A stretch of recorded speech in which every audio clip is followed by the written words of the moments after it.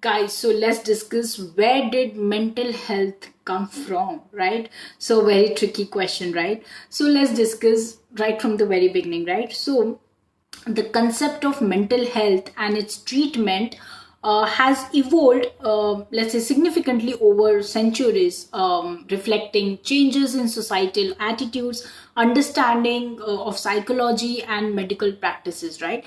So the history of mental health is long and complex, right, involving a transition from supernatural natural explanations to medical and psychological understandings, right?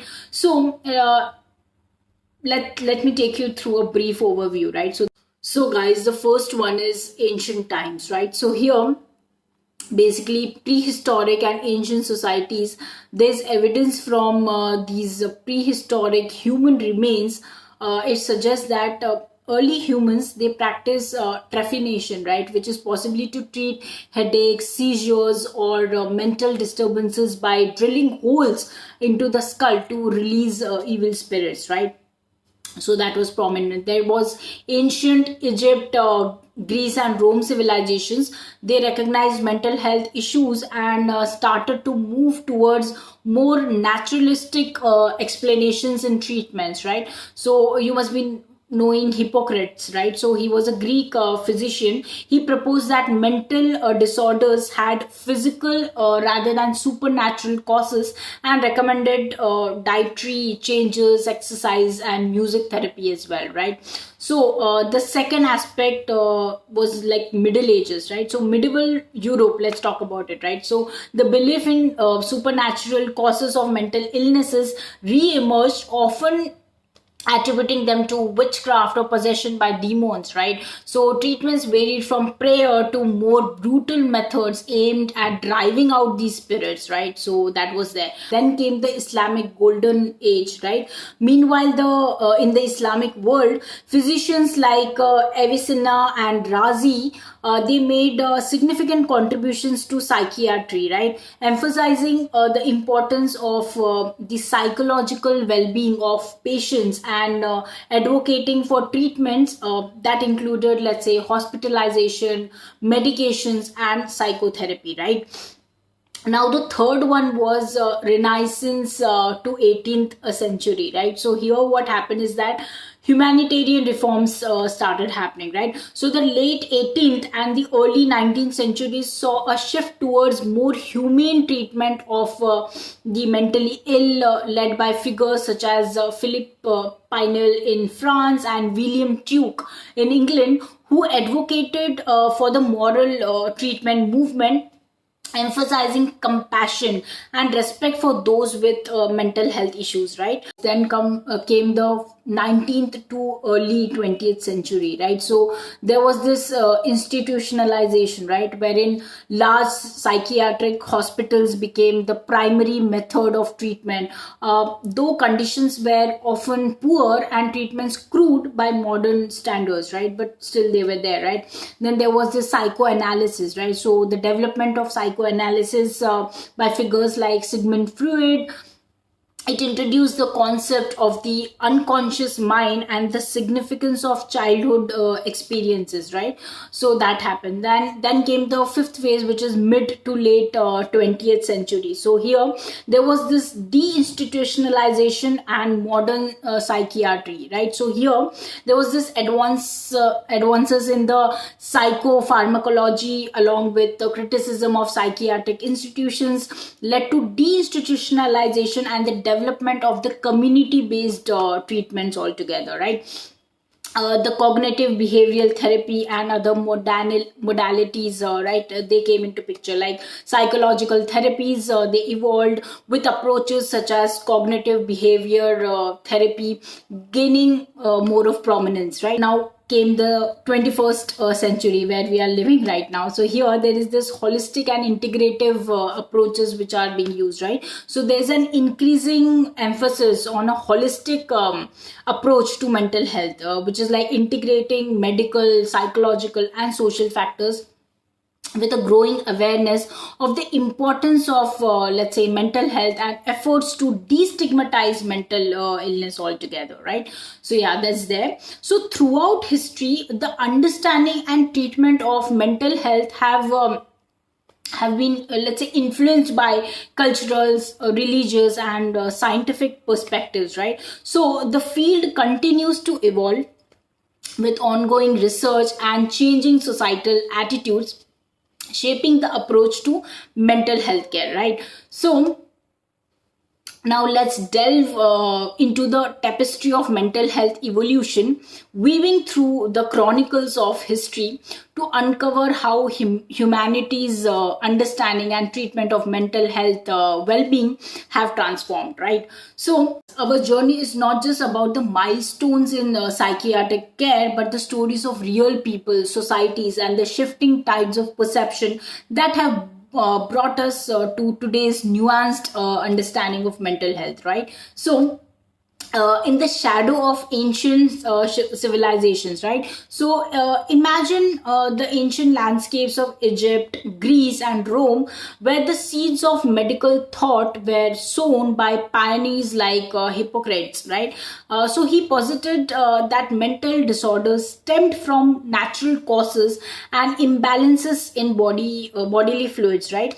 Challenging the prevailing belief in the supernatural origins, right?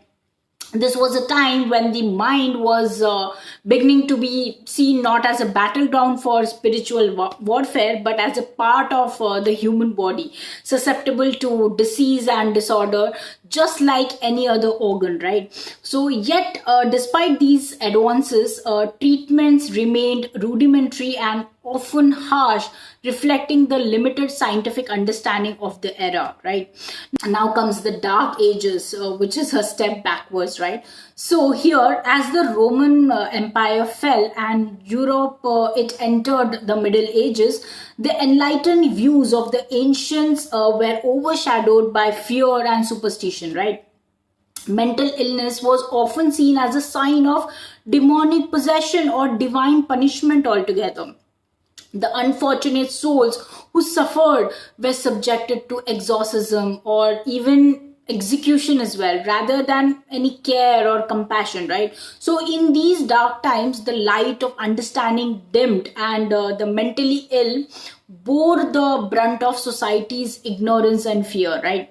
Then came the Renaissance world, a new dawn altogether, right? So the Renaissance brought a resurgence in scientific inquiry and humanism, right? Rekindling the ancient quest for knowledge. Pioneers like Paracelsus challenged the notion of demonic possession, advocating for natural explanations and treatment for mental illness, right? This period saw the birth of the asylum and attempt to provide care for the mentally ill. Though these institutions were far from the therapeutic environments we strive for today, but still it was good, right? They were more about isolation from society than healing, right? But they represented a critical shift towards recognizing the need for care. At least that was there, right? Now the moral treatment movement, a leap forward, which was another movement, right? So basically in the 18th and the 19th centuries, figures like Philippe Pinel in France and Dorothea Dix in the United States championed the moral treatment movement, right? So here they believed in the inherent dignity of all individuals, advocating for compassion and, let's say, understanding towards the mentally ill, right? So Pinel famously ordered the removal of chains from patients in Paris, a symbolic act that marked a significant shift towards more humane treatment, right? So these reforms did not cure mental illness, but but they planted the seeds for more ethical approach to care, right? So which is a good thing. Now comes the 20th century, the age of discovery, right? So here the 20th century was a time of unprecedented progress in understanding the human mind, right? So Freud's psychoanalysis revolutionized the field, introducing the concept of the unconscious and the importance of, let's say, childhood experiences altogether, right? So meanwhile, the discovery of medications like lithium and the development of therapies such as cognitive behavioral therapy, it offered new hope for treatment and management of mental conditions altogether, right? So now comes today a new era of understanding and acceptance, right? So what happens today, right? Today we stand on the shoulders of giants, right? In an era where mental health is recognized and it is an integral part of the overall well-being, right? Campaigns for mental health awareness and a destigmatization of mental illness, it's all widespread, right? Reflecting a society that values mental health as much as physical health, right? So the story of mental health is one of darkness and light, of misunderstanding and enlightenment, right? So it's a story that continues to unfold as we strive for a world where everyone has access to the care and understanding they basically deserve and they need, right? So basically, this narrative reflects not just the evolution of mental health care, but the broader human journey from ignorance to understanding, from fear to compassion. Right, so it's an evidence to the resilience of the human spirit and the endless quest for knowledge, offering hope for a future where mental health is not a stigma but a fundamental aspect of human life, right, which is embraced and nurtured in all its complexity, right? So guys, I hope all of you all have liked this video, and more such videos are coming your way to better understand all the concepts related to mental health, right? So please do subscribe to my channel and do like this video. Thank you so much for watching. Thanks a lot, guys.